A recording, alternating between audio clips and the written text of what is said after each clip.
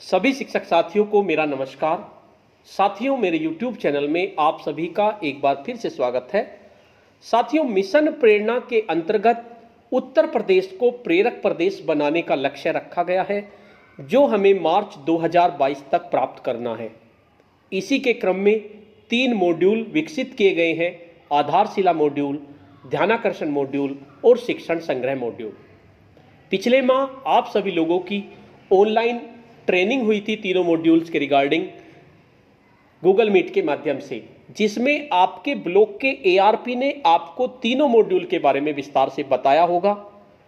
Modules की training होने के बाद इसकी आकलन परीक्षा आयोजित होनी थी, जो सभी ब्लॉक में और सभी जिलों में आयोजित होनी थी। अब तक बहुत सारे जिलों में ये परीक्षा आयोजित हो चुकी है। बहुत से ब्लॉक में बार बार ये परीक्षा आयोजित हो रही है और कुछ ब्लॉक्स में या कुछ जिलों में ये परीक्षा अभी होनी बाकी है।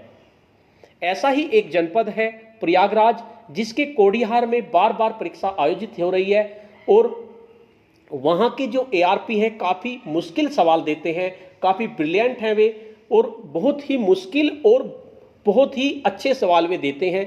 तो आज दिनांक 15/10/2020 को जनपद प्रयागराज के कोडिहार में फिर से एक ऑनलाइन आकलन परीक्षा आयोजित की गई, जिसमें शिक्षण संग्रह मॉड्यूल पर आधारित प्रश्न पूछे गए। काफ़ी मुश्किल प्रश्न थे। आज की इस वीडियो में हम यही जानेंगे क्या क्या प्रश्न इस परीक्षा में आयोजित किए गए। मुझे इस परीक्षा का लिंक मिल गया, मेरे इन्फॉर्मेटिव वीडियो ग्रुप के एक मेंबर्स ने मुझे उपलब्ध कराया। हालांकि मैं इस लिंक की वीडियो तभी अपलोड करूंगा जब ये लिंक बंद हो जाएगा, क्योंकि लिंक खुले होने पर वीडियो अपलोड करना ठीक नहीं है। जब लिंक बंद हो जाएगा मैं इसकी वीडियो तब अपलोड करूंगा, क्योंकि उससे बाकी जिलों के शिक्षक साथियों को फायदा होगा, क्योंकि उन्हें पता चल जाएगा किस तरह के प्रश्न पूछे जाते हैं। साथियों, अगर आपके ब्लॉक में या आपके जिले में इस तरह की कोई परीक्षा आयोजित होती है तो आप मुझे उसका लिंक भेजिए। हालांकि उस टाइम मैं आपकी कोई मदद नहीं कर पाऊंगा, क्योंकि परीक्षा के दौरान किसी की कोई मदद करना वो ठीक नहीं है, लेकिन लिंक की मदद से मैं वीडियो बना लेता हूं और वीडियो बनाकर वो आसानी से बन जाती है और उससे मैं अपने दूसरे जिलों के साथियों को बता सकता हूं कि मॉड्यूल से संबंधित किस तरह के प्रश्न पूछे जाते हैं। तो कोडिहार की परीक्षा के बारे में जानते हैं, किस तरह के प्रश्न पूछे गए। बहुत ही मुश्किल प्रश्न वहाँ के एआरपी पूछते हैं और काफ़ी अच्छे प्रश्न वे पूछते हैं। तो चलिए जानते हैं। वीडियो शुरू करने से पहले मैं आपको बता देना चाहता हूं, अगर आप चाहते हैं इस तरह की इंफॉर्मेटिव वीडियो आपको एक प्लेटफॉर्म पर मिले, तो उसके लिए मैंने इंफॉर्मेटिव वीडियो व्हाट्सएप ग्रुप और इंफॉर्मेटिव वीडियो टेलीग्राम ग्रुप बनाए हुए हैं। आप चाहे तो मेरे ग्रुप से जुड़ सकते हैं। ग्रुप का लिंक आपको वीडियो के डिस्क्रिप्शन बॉक्स में मिल जाएगा। तो चलिए देखते हैं किस तरह के प्रश्न वहां पूछे गए। इसके लिए मैं सबसे पहले अपना व्हाट्सएप ओपन कर लेता हूं, क्योंकि लिंक मुझे व्हाट्सएप पे मिला है, तो मैं व्हाट्सएप अपना ओपन कर लेता हूं। जैसे ही मैं अपना व्हाट्सएप ओपन करता हूं तो ये लिंक मेरे पास आ गया, शिक्षण संग्रह आकलन हेतु फाइनल लिंक, विकासखंड कोडिहार प्रयागराज। इसमें आपके 25 प्रश्न हैं। देखते हैं लिंक अभी खुल रहा है या बंद हो चुका है, देख लेते हैं। लिंक पे हम क्लिक करते हैं। जैसे हम लिंक पे क्लिक करते हैं तो ये लिंक हमारा खुल गया है शायद। चलिए ठीक है, ये हमारा लिंक खुल गया है। यहाँ पर हमें ईमेल एड्रेस डालना पड़ेगा, क्योंकि हमें परीक्षा नहीं देनी, तो हम एक वैसा ही ईमेल एड्रेस यहाँ पर डाल देते हैं। हम सबमिट नहीं करेंगे।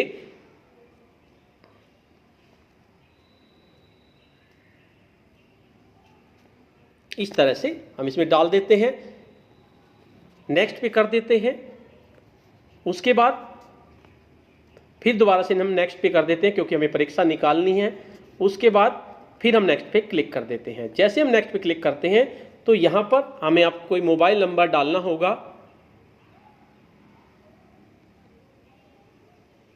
मैंने यहाँ पर मोबाइल नंबर डाल दिया है।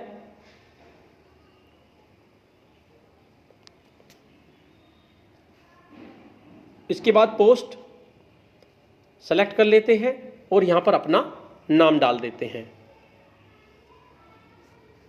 और नेक्स्ट पे क्लिक कर देते हैं। जैसे हम नेक्स्ट पे क्लिक करते हैं तो हमारे पास प्रश्नावली ओपन होकर आ जाती है। क्वेश्चन पेपर कुल 25 प्रश्न है। सभी प्रश्न करना अनिवार्य है। प्रत्येक प्रश्न 1 अंक का है। साथियों, इस ब्लॉक के एआरपी बहुत ही मुश्किल सवाल देते हैं और बड़ा मुश्किल होता है इनके आंसर ढूंढना। हो सकता है मुझसे भी एक दो आंसर गलत हो जाए, तो उसके लिए मैं पहले ही आपसे सॉरी बोलता हूं, क्योंकि मैं भी आपकी तरह शिक्षक हूं और कोशिश करूंगा कि सही आंसर आपको दूं, लेकिन उसके बावजूद भी अगर एक दो क्वेश्चन गलत हो जाता है तो उसके लिए पहले सॉरी मैं बोल देता हूं। पहला प्रश्न है आपका, कलरव 3 में दी गई कहानी मुर्गा और लोमड़ी के पात्र मुर्गे में कौन सा जीवन कौशल गुण मौजूद नहीं है? आपके कक्षा 3 में एक कलरव की कहानी दी हुई है मुर्गा और लोमड़ी, जिसमें मुर्गा पेड़ पे बैठा रहता है, लोमड़ी आती है, लोमड़ी कहती है कि सभी दो जानवरों में दोस्ती हो गई है, अब आप नीचे उतर के आ जाओ। तो मुर्गा अपनी बुद्धिमत्ता का परिचय देता है, एकदम से निर्णय ले लेता है कि वो कहता है कि वहाँ से वे आ रहे हैं, शिकारी गीदड़ आ रहे हैं या भेड़िया आ रहा है, वो मुझे नहीं पता, मैं भूल गया कहानी को। तो इस तरह से वो भी भाग जाती है, वो कहती है कि जब दोस्ती होगी तो फिर वे भी तुम्हें नहीं काटेंगे। तो इस तरह की कहानी है वो। मैं बहुत दिन हो गए जूनियर में आई तो मेरे याद नहीं है। तो इसमें जो है ये बता रखा है कि मुर्गे में कौन सा जीवन कौशल गुण मौजूद नहीं है? निर्णय लेना। तो निर्णय तो उसने लिया एकदम से, जो मुर्गी उसने एकदम से निर्णय ले लिया कि मुझे नीचे उतर के नहीं आना है। समस्या का समाधान भी उसने अपनी कर लिया, जो उसके सामने समस्या थी, और भावनाओं पर नियंत्रण भी मुर्गे ने रखा। नेक्स्ट ऑप्शन है इसमें संभाव, यानी संभाव एक सी समानता। तो इसका आंसर जो होगा वो मेरे हिसाब से इसका आंसर संभाव होगा। मैं संभाव पे क्लिक कर देता हूं। नेक्स्ट प्रश्न है, गोष्ठी प्रतियोगिता, गोष्ठी सेमिनार, प्रदर्शनी, मेला, कार्यशाला आदि के उद्देश्य, लक्ष्य, समूह, प्रभाव, क्षेत्र, फैलाव, अवधि, लागत, स्वरूप, स्थान, क्रियाविधि आदि का ढांचा तैयार करने को। मान लीजिए आपको कोई प्रतियोगिता करनी है, गोष्ठी करनी है, तो इसका ढांचा करने के लिए आपको क्या करना होगा? नियोजन करना होगा, आयोजन करना होगा, प्रबंधन करना होगा या क्रियान्वयन करना होगा। तो जब आप इस तरह का कोई काम करते हैं तो उसके लिए आपको एक योजना बनानी पड़ती है। तो इसका आंसर होगा नियोजन। आप नियोजन पे क्लिक कर देंगे। मैं यहाँ पर नियोजन पे क्लिक कर देता हूँ। उसके बाद नेक्स्ट प्रश्न है, काफी मुश्किल प्रश्न इन्होंने दिए हैं। स्मार्ट लक्ष्य निर्धारण में स्मार्ट गोल्स, एस और टी से क्या सर्य है? स्मार्ट गोल्स का मतलब होता है, स्मार्ट में एस से मतलब होता है हमारा स्पेसिफिक, और एम से मतलब होता है मेजरेबल, ए से मतलब होता है अटेनेबल, और आर से मतलब होता है रिलीवेंट, और टी से मतलब होता है टाइमली। तो ऐसा कोई ऑप्शन देखिए जिसमें एस से आपका क्या हो? स्पेसिफिक हो। हाँ, स्पेसिफिक आपके तीसरे ऑप्शन में स्पेसिफिक है, और टी से आपका टाइमली होता है। वैसे टाइम बाउंड दे रखा है, टाइमली बाउंड एक ही बात है। तो इसका आंसर जो होगा स्मार्ट का स्पेसिफिक एंड टाइम बाउंड, यानी कि specific, measurable, attainable, relevant and timely या टाइम बाउंड, ये आपका आंसर होगा। तो एस और टी का से आपका ये होगा। नेक्स्ट प्रश्न है, बच्चों में लर्निंग आउटकम की प्राप्ति के लिए प्रभावी शिक्षण और प्रभावी शिक्षण के लिए शिक्षण योजना बनाना महत्वपूर्ण चरण है। यानी अगर आप बच्चों को लर्निंग आउटकम प्राप्त करना चाहते हैं तो उसके लिए हमें प्रभावी शिक्षण करना होगा, और प्रभावी शिक्षण के लिए हमें शिक्षण योजना बनानी होगी। शिक्षण योजना के साथ कक्षा शिक्षण में क्या नहीं होगा? अगर आप शिक्षण योजना बना लेंगे तो क्या नहीं होगा? विषय वस्तु पर किस अंग पर कितना समय देना है के साथ शिक्षण सामग्री की उपलब्धता रहेगी। सही बात है कि हमें पता रहेगा कि हमें कितना समय देना है।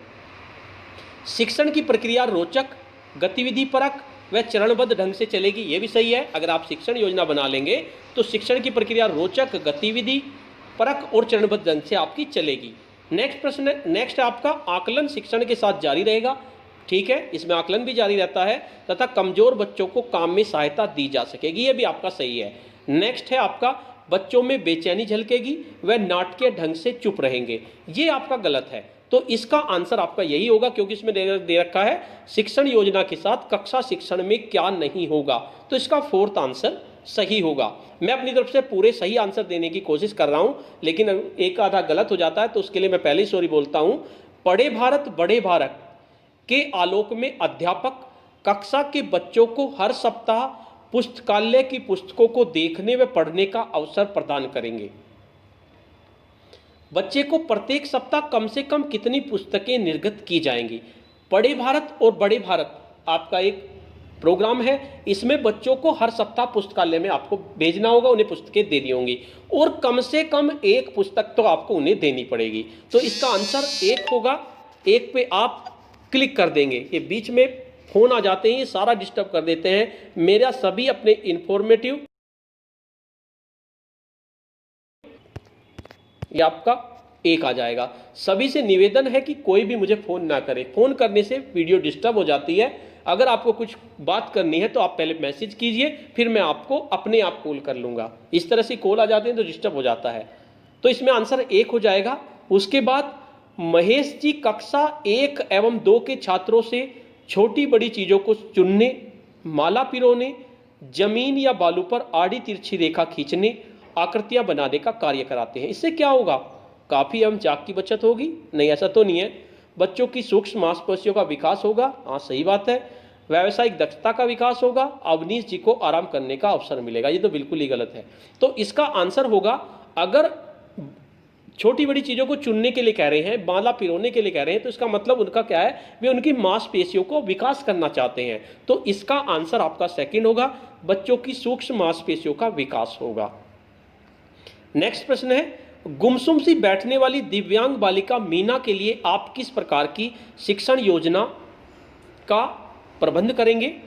मीना के लिए अलग गतिविधि और शिक्षण योजना बनाएंगे, समावेशी शिक्षा देंगे, निःशुल्क और अनिवार्य शिक्षा का प्रबंध करेंगे, केवल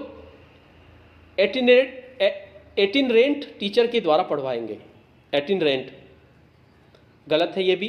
तो अगर गुमसुम सा कोई बच्चा बैठा है, दिव्यांग बालिका है, तो उसे हम समावेशी शिक्षा देंगे। समावेशी शिक्षा की आपकी ट्रेनिंग भी शुरू होने वाली है, कल से ही शायद शुरू होगी आपकी 16 तारीख से। तो समावेशी शिक्षा में क्या होता है? उसमें सामान्य बच्चों को, विकलांग बच्चों को, सभी बच्चों को एक साथ पढ़ाया जाता है। तो इसका आंसर समावेशी शिक्षा होगा। नेक्स्ट प्रश्न है, पूर्व माध्यमिक विद्यालय कोढ़ियार की छात्रा काजल का सपना डॉक्टर बनना है। शिक्षक के रूप में आप क्या करेंगे? यानी अगर काजल डॉक्टर बनना चाहती है तो आप क्या करेंगे? काजल को बताएंगे कि तैयारी क्या करनी होगी और कौन सी चुनौतियां आएंगी। सही बात है, ये बताना पड़ेगा काजल को। चुनौतियों के समुचित समाधान हेतु योजना तैयार करेंगे, ये भी सही है। स्थानीय डॉक्टर को बुलाकर उन्होंने अपने सपने को कैसे पूरा किया को साझा करने और काजल के प्रश्नों का जवाब देने के लिए कहेंगे, ये भी सही है। उपयुक्त सभी, मुझे सारे सही लग रहे हैं इसके आंसर, तो मैं उपयुक्त सही पर निशान लगा देता हूं। नेक्स्ट प्रश्न है, परीक्षाओं के आयोजन में मौखिक एवं लिखित कार्यों का निर्धारण करते समय कक्षा 5 में मौखिक और लिखित कार्यों का प्रतिशत कितना कितना होगा? यानी आप परीक्षाओं का आयोजन कर रहे हैं, मौखिक कितना होना चाहिए और लिखित कितना होना चाहिए? कक्षा 5 में 20-80, 50-50, 30-70, 40-60। तो इसमें मौखिक आपका 30 होना चाहिए, 30%, और आपका लिखित होना चाहिए 70%। तो इसमें 30-70 हमारा आंसर होगा। नेक्स्ट है, किसी प्रोजेक्ट कार्य के लिए मूल सवाल चुनने के बाद शिक्षक का दूसरा कदम क्या होना चाहिए? यानी प्रोजेक्ट के लिए मूल सवाल हमने चुन लिया, दूसरे कदम क्या लेने चाहिए? प्रोजेक्ट के लिए पठन पाठन सामग्री जुटाना, प्रोजेक्ट के लिए विभिन्न गतिविधियों की सूची बनाना, यह पता लगाना कि बच्चे कौन सी संकल्पनाओं को जानते हैं और कौन सी संकल्पनाओं पर काम करने की जरूरत है, पाठ्यक्रम से उन संकल्पनाओं के हर बिंदु पर गहराई से विचार करना जिस पर प्रोजेक्ट काम किया जाएगा। सभी आंसर सही से लग रहे हैं, लेकिन इसका सही आंसर मुझे लग रहा है इसका लास्ट वाला आंसर सही होना चाहिए। पाठ्यक्रम से उन संकल्पनाओं, प्रोजेक्ट वाले में आपका यही होना चाहिए, पाठ्यक्रम से। यानी किसी प्रोजेक्ट कार्य के लिए मूल सवाल आपने चुन लिया तो उसके बाद आएगा पाठ्यक्रम से उन संकल्पनाओं के हर बिंदु पर गहराई से विचार किया जाएगा जिन पर प्रोजेक्ट काम करे। यानी सबसे पहले तो आपको गहराई से, पहले आपने उसका सब्जेक्ट चुन लिया, मूल जो सवाल था वो चुन लिया हमने, किस पे हमें कार्य करना, तो उसके बाद उन बिंदुओं पर गहराई से विचार किया जाएगा जिस पर प्रोजेक्ट काम किया जाएगा। तो इसका आंसर 4th होगा। नेक्स्ट प्रश्न है, helpline number police 100, fire brigade 101 और वुमेन हेल्पलाइन 1090, तीनों से संपर्क करने के लिए किस इंटीग्रेटेड नंबर से सहायता मांगी जा सकती है? यानी आपको पुलिस लाइन पे भी 100 पे भी कॉल करनी है, फायर ब्रिगेड पे करनी है और वुमेन हेल्पलाइन पे भी करनी है। तीनों से अगर संपर्क करने के लिए एक इंटीग्रेटेड नंबर होता है, वो होता है आपका 112। अगर आप 112 पे कॉल करेंगे तो आपको तीनों से मदद मिल जाएगी। इसका आंसर आपका 112 होगा। नेक्स्ट है आपका, निःशुल्क एवं अनिवार्य शिक्षा का अधिकार अधिनियम का संक्षिप्त परिचय शिक्षण अधिनियम संग्रह के किस भाग में है? तो शिक्षण संग्रह मॉड्यूल जो है उसके 6 भाग हैं। तो इसके भाग 6 में निःशुल्क और अनिवार्य शिक्षा का अधिकार अधिनियम के बारे में संक्षिप्त में बताया गया है। तो इसका आंसर भाग 6 होगा। 6 पे आप क्लिक कर देते हैं।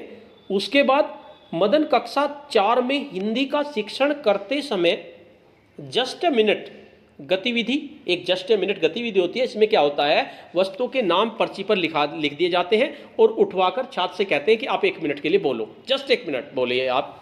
तो शिक्षण योजना में इस कार्य को उन्होंने सम्मिलित किया। तो ये काम होता है शिक्षण के दौरान, शिक्षण की शुरुआत में, सीखने सिखाने की सामग्री में और शिक्षण के दौरान। तो इसमें शिक्षण के दौरान आपका आंसर होगा। नेक्स्ट प्रश्न है, कक्षा में बच्चों के अंदर सीखने के लिए स्वयं की धारणा और व्यक्तिगत नियंत्रण, अधिगम के स्व दायित्व बोध क्षमता से संबंधित प्रभावी शिक्षण की सीढ़ी में कौन सा अक्षर है?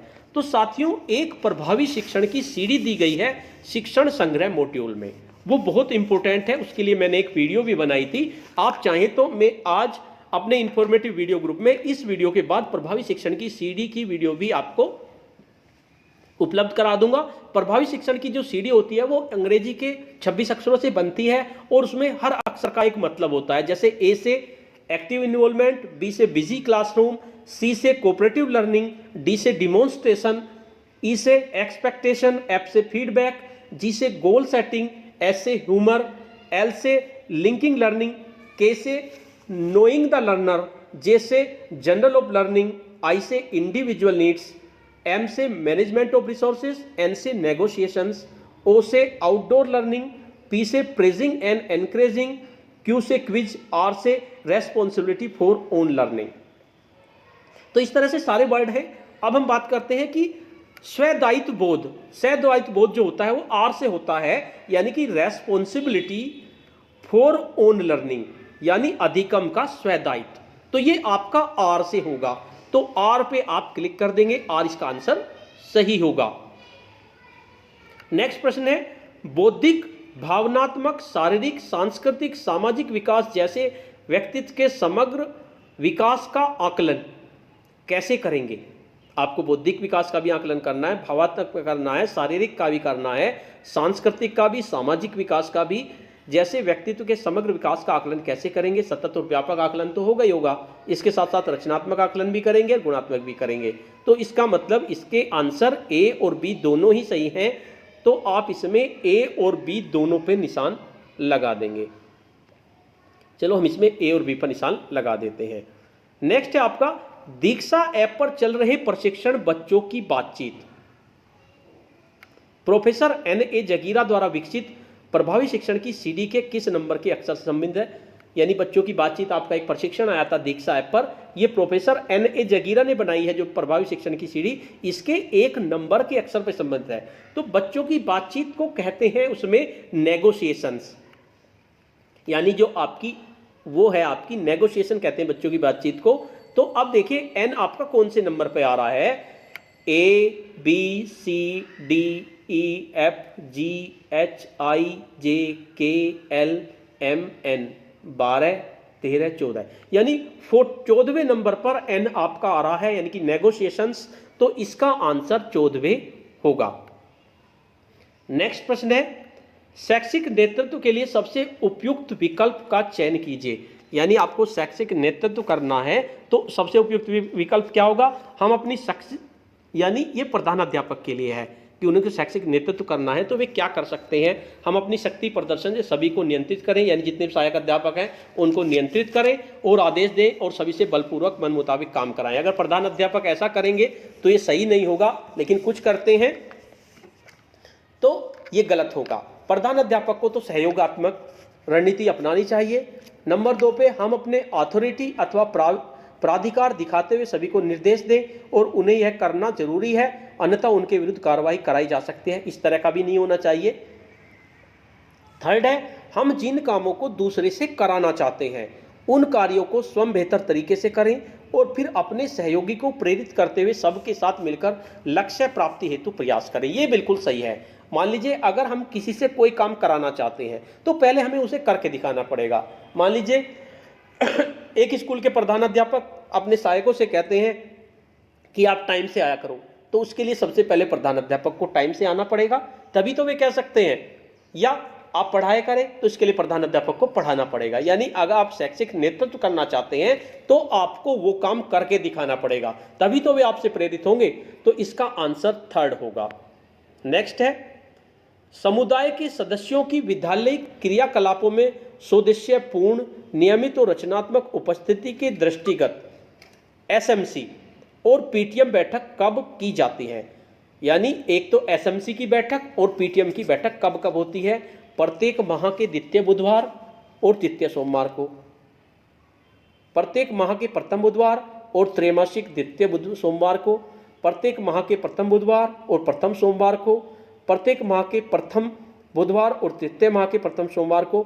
तो जो आपकी एसएमसी की बैठक होती है, तो एसएमसी की बैठक जो होती है प्रत्येक माह के प्रथम बुधवार को होती है। ये तो पक्का है, इसका आंसर आ गया प्रत्येक माह के प्रथम बुधवार। और जो पीटीएम की बैठक होती है वो त्रैमासिक द्वितीय सोमवार को होती है। तो इसका सेकंड आंसर आपका सही होगा। नेक्स्ट है आपका, लेख सुंदर होने के साथ ही सुनने और सुनकर समझते हुए लिखने की दक्षता के विकास के लिए प्रत्येक दिन कक्षा 3 से 5 के छात्रों को कम से कम कितने पृष्ठ सुलेख एवं श्रुतिलेख लिखवाया जाए। यानी लेख सुंदर हो जाए बच्चों का, सुनने और सुनकर समझने की दक्षता विकसित हो जाए, इसके लिए आपको कम से कम 1 पेज सुलेख का और 1 श्रुतिलेख का लिखवाना पड़ेगा। तो इसका आंसर 1-1 हो जाएगा। मैं 1-1 पे निशान लगा देता हूं। उसके बाद नेक्स्ट प्रश्न है, कक्षा शिक्षण में किए गए शैक्षिक प्रक्रिया को व्यवस्थित ढंग से दर्ज करने। यानी जो आपने कक्षा शिक्षण किया उसे व्यवस्थित रूप से आपको दर्ज करना है कि आपने क्या दर्ज किया, और आगे के काम को नियोजित करने के लिए तो इसके लिए तो शिक्षक डायरी हमें चाहिए। तो इसका आंसर तो मुझे पता ही है, इसका आंसर शिक्षक डायरी आएगा ही आएगा। नेक्स्ट है आपका, कमलेश एवं सुरेश अंतर्मुखी और संकोची प्रकृति के छात्र हैं। यानी दोनों अंतर्मुखी हैं और संकोची प्रकृति के छात्र हैं। इनकी रुचियों, क्षमताओं, अभिव्यक्ति, आत्मविश्वास, प्रभावी नेतृत्व आदि कौशलों के विकास के लिए किस तरह के आयोजन किया जाना चाहिए? नवाचार का आयोजन? नहीं, काम नहीं चलेगा। सामुदायिक सहभागिता का आयोजन? ये भी नहीं चलेगा। सह शैक्षिक गतिविधियां, कंसेप्ट मैपिंग का? तो इनके लिए आपको सह शैक्षिक गतिविधियां करनी पड़ेंगी अगर बच्चे अंतर्मुखी और संकोची प्रकृति के हैं। तो इसका आंसर होगा सह शैक्षिक गतिविधियां। नेक्स्ट प्रश्न है, विद्यार्थीवार लर्निंग आउटकम तालिका में, यानी विद्यार्थीवार जो लर्निंग आउटकम तालिका आपको बनानी है, संबंधित विषय के सहायक अध्यापक के द्वारा, यानी जो सहायक अध्यापक ने लर्निंग आउटकम बनाई है, अंकित छात्रों की संख्या से प्रधान अध्यापक द्वारा प्रति सप्ताह कितने छात्रों की प्रगति की जांच कर प्रमाणित की जाएगी। यानी प्रधान अध्यापक को जांच करनी है कि क्या हमारा सहायक अध्यापक सही काम कर रहा है, तो कम से कम 10 छात्रों को निकाला जाएगा, उनकी जांच की जाएगी। तो इसका आंसर 10 होगा। नेक्स्ट प्रश्न है, काफ़ी मुश्किल प्रश्न दिए हैं इन्होंने। प्रयागराज के जो एआरपी हैं काफ़ी ब्रिलियंट हैं और काफ़ी मुश्किल प्रश्न वे देते हैं। वे तो बिल्कुल रटा देंगे तीनों मॉड्यूल्स को अपने। सबसे पहले मुझे लगता है कि कोडिहार ही सबसे पहले प्रेरक प्रदेश बनेगा, जिस हिसाब से वहाँ पर परीक्षा आयोजित हो रही हैं। कुछ जिलों में तो अभी तक परीक्षा आयोजित भी नहीं हुई है, लेकिन कोडिहार जरूर प्रेरक प्रदेश बनने, प्रेरक ब्लॉक बनने की दिशा में अग्रसर है। नेक्स्ट है आपका, प्राथमिक एवं उच्च प्राथमिक विद्यालयों में बाल संसद और मीना मंच के गठन का उद्देश्य है। यानी बाल मंच क्यों बनता है, मीना मंच क्यों बनता है? तो प्राथमिक में तो बाल संसद होता है और उच्च प्राथमिक में मीना मंच होता है। तो इसका उद्देश्य क्या है? सबसे उपयुक्त विकल्प का चयन करें। सांस्कृतिक एवं खेलकूद गतिविधियों के आयोजन में प्रतिभागिता को बढ़ावा देना, जीवन मूल्यों का विकास, व्यक्तित्व विकास, नेतृत्व क्षमता, निर्णय लेने की क्षमता तथा सही गलत स्पर्श की समझ का विकास, विद्यालय में जल, स्वास्थ्य, शिक्षा, पुस्तकालय आदि की समुचित प्रबंध करने में सहायता करना और विद्यालय परिसर के सौंदर्यीकरण, पेड़ पौधे, क्यारियों का ध्यान करना। तो फोर्थ तो इसका आपका आंसर नहीं होगा, थर्ड भी इसका आंसर नहीं होगा। मीना मंच और बाल संसद का मतलब होता है, उद्देश्य होता है जीवन मूल्यों का एक तो विकास हो जाए, व्यक्तित्व विकास हो जाए, नेतृत्व क्षमता आ जाए जैसे मीना की होती है, उसमें नेतृत्व क्षमता आ जाती है, निर्णय लेने की क्षमता में सही गलत की स्पर्श का विकास हो जाएगा। तो इसका आंसर आपका ये होगा सेकंड। नेक्स्ट आता है, बच्चों की शैक्षिक प्रगति में सुधार का आंतरिक मूल्यांकन करने हेतु प्रधानाध्यापक शिक्षकों के साथ बैठक करेंगे। यानी बच्चों की शैक्षिक प्रगति में सुधार का आकलन करना है, आंतरिक मूल्यांकन, तो प्रधानाध्यापकों को बैठक करनी होगी, अपने शिक्षकों के साथ देखना होगा किस तरह से हमारा काम चल रहा है। तो इसके लिए उन्हें प्रत्येक सोमवार को बैठक करनी होगी। तो प्रत्येक सोमवार इसका आंसर होगा। नेक्स्ट है आपका, शिक्षा के बिना जीवन का अधिकार अपूर्ण है। यह निर्णय किसका है? राज्य सरकार का, यूनिसेफ का, केंद्र सरकार का, उच्चतम न्यायालय का। तो इसमें मैं थोड़ा सा कंफ्यूज हूं। राज्य सरकार का भी नहीं हो सकता, केंद्र सरकार का भी नहीं हो सकता, और यूनिसेफ और उच्च न्यायालय, ये यूनिसेफ का भी नहीं है। ये उच्चतम न्यायालय का निर्णय है जहां तक मुझे लगता है। अगर मैं कंफ्यूज नहीं हूं तो ये आंसर उच्चतम, मैं इसमें उच्चतम न्यायालय पर निशान लगाऊंगा, बाकी आप इसे देख लीजिए। तो उच्चतम न्यायालय का। तो इस तरह से 28 प्रश्न थे इस प्रश्नावली में, काफी मुश्किल प्रश्न थे। उम्मीद है आप लोगों को इससे बहुत मदद मिलेगी, और अगर आपके ब्लॉक में इस तरह की परीक्षा आयोजित होती है तो भी आपको बहुत मदद मिलेगी इन प्रश्नों से। साथियों, अगर आपके ब्लॉक में इस तरह की परीक्षा आयोजित होती है तो आप टाइमली मुझे उसका लिंक भेज दीजिए, ताकि मैं इसकी वीडियो बनाकर दूसरे ब्लॉक और दूसरे जिले के शिक्षकों को फायदा पहुंचा सकूं, ताकि उनको पता चल सके कि किस तरह के प्रश्न आपके मॉड्यूल से संबंधित आ रहे हैं। और इसके साथ साथ अगर इस तरह की प्रश्नावली हमारी चलती रहेंगी तो हमें मॉड्यूल को पढ़ने की जरूरत ही नहीं पड़ेगी, सारे मॉड्यूल का अध्ययन हम प्रश्नावली के माध्यम से ही कर लेंगे। तो साथियों, आपको ये वीडियो कैसी लगी? अगर आपको ये वीडियो अच्छी लगी तो इस वीडियो को लाइक कीजिए, शेयर कीजिए और वीडियो पे कमेंट्स कीजिए। और अगर आप मेरे चैनल पे नए हैं तो चैनल को सब्सक्राइब कर लीजिए तथा इसके साथ साथ बेल के आइकन को प्रेस कर दीजिए, जिससे कि आपको नेक्स्ट वीडियो का नोटिफिकेशन मिल सके। धन्यवाद।